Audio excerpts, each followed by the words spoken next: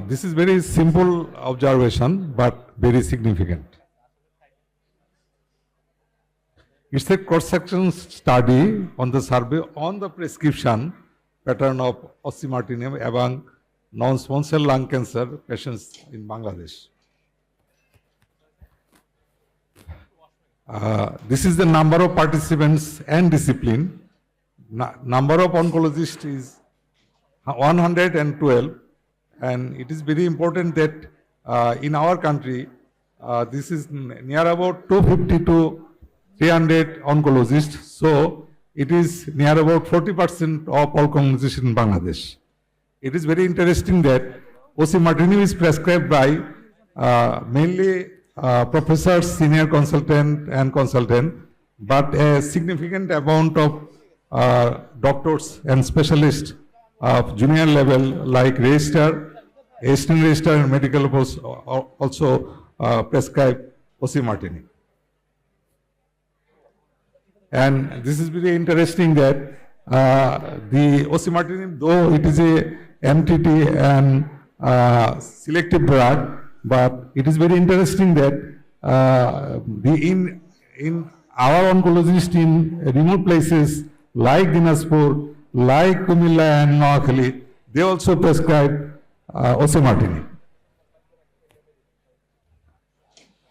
The background of this operation is because Osimertinib is third generation and irreversible epidermal growth factor receptor tyrosine kinase inhibitor has demonstrated clinical and particularly in CNS metastasis. As I also learned from our previous session, globally, one of the highest prescribed molecule, everyone is known.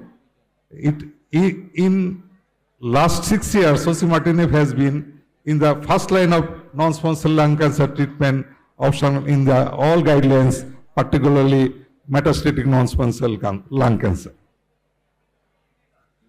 Objectives of this study is very interesting to determine the prescribing pattern in terms of Osimertinib decision making and preferred settings, frequency of EGFR mutation positive cases and treatment pattern, adverse effects following treatment and management pattern, progression-free survival in months following the therapy, and management pattern of Osimertinib failure and resistance cases.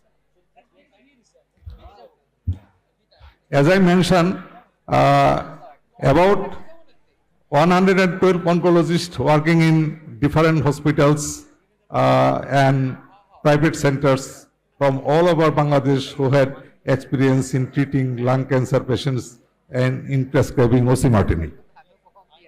The survey is done by Kobo Collect Toolbox, an open source field data collection instrument.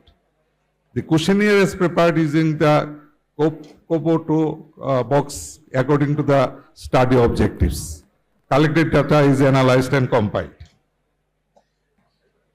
Statistical data analysis is done by SPSS. Our question, number one question was, what is the types of lung cancer to the oncologist? So clearly it is non-small cell lung cancer in all cases. Setting of the prescribing Osimertinib. Osimertinib was recommended in 8% in the adjuvant setting, 14% in metastatic setting, and 77% in both adjuvant and metastatic setting for patients with non-small cell lung cancer. Decision making for the prescribing Osimertinib, this is very important slide. 41% prescribed Osimertinib based on the EGFR mutation de novo. Patient, when advised, they did EGFR mutation study. But 5% is prescribed empirically. That is very significant. And it is correlated in our peripheral the oncology centers where facilities of molecular study is not available. And another interesting findings is that 52% prescribed it is empirically or through the EGFR mutation analysis, depending on the patient's financial response. As because we are a low incoming countries, we have to ask to do EGFR mutation study because of it is availability and the costing. EGFR positive cases in last 6 months.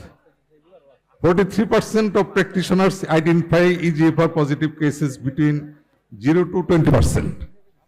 42% of them, that is our oncologist, they found EGFR mutation is between 20 to 40%. And 7% observed that the positivity is 40 to 60%. And 9%, about 9% observed between 60 to 80% range. Choice of first-line treatment in regimen of EGFR positive. Everyone now known to us that in metastatic setting, the Osimertinib with or without chemotherapy, this is the category 1 choice. In our oncologist, for EGFR positive mutation cases, Osimertinib and chemotherapy combination was prescribed 58%.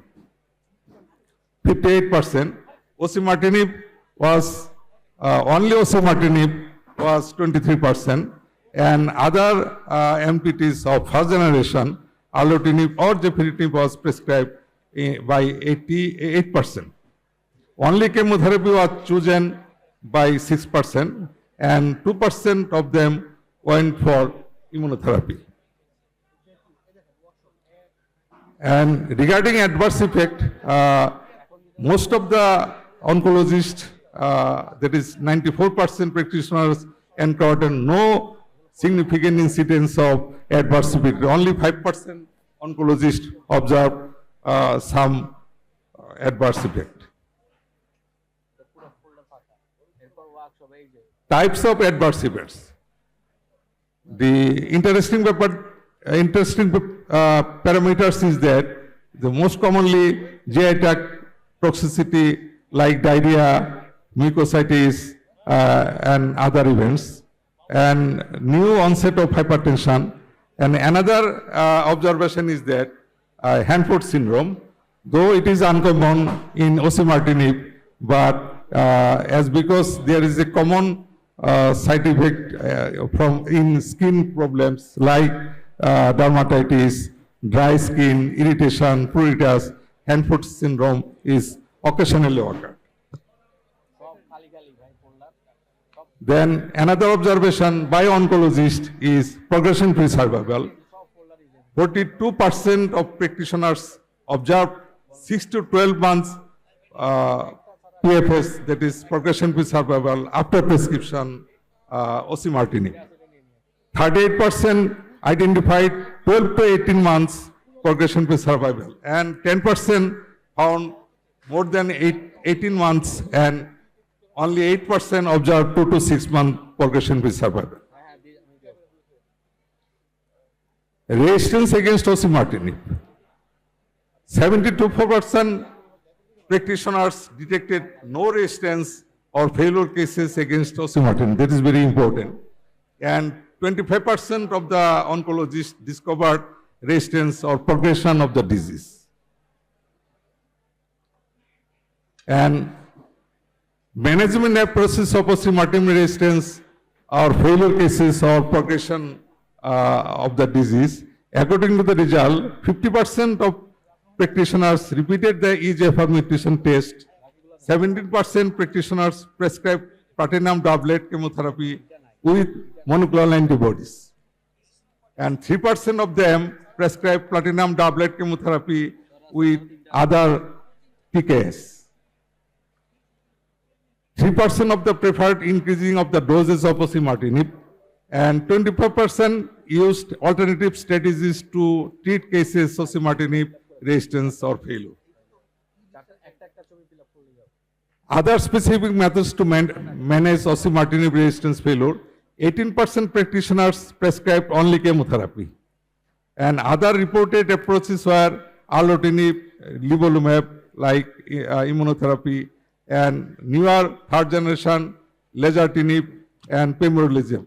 Radiotherapy and some cases individual approaches also done.